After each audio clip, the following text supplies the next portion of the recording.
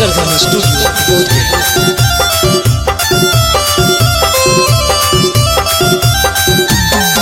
अगर जइबो नहीं कमाए त खइमी कौची गे मंगरी खाली करो हो ही रगरी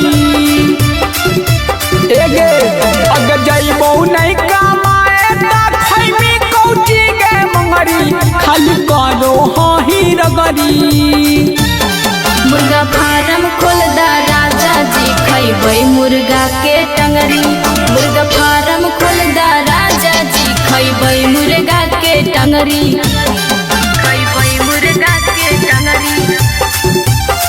खइमी कौची गे मंगरी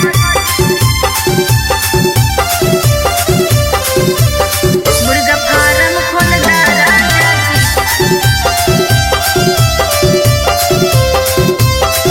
खइमी कौची गे मंगरी।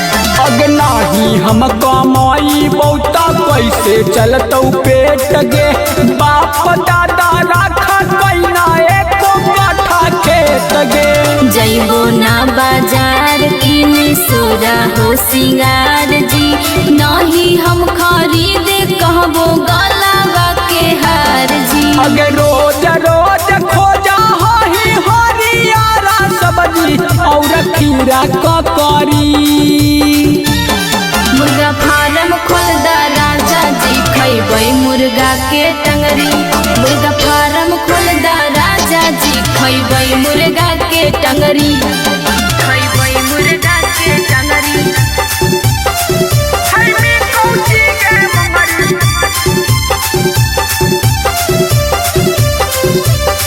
मुर्गा फार्म खोल दा राजा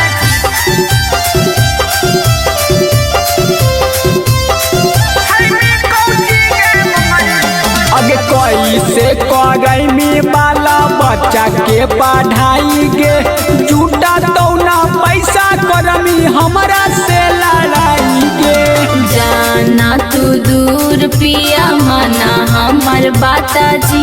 दोनों जाना चला बैका माए लगी भाटा जी। अगे कहाँ ही कोई सफर बनैबो हम खाना न जलैबो लकड़ी। मुर्गा फार्म खोल दा राजा जी खइबै मुर्गा के टंगरी। मुर्गा फार्म खोल दा राजा जी खइबै मुर्गा के टंगरी।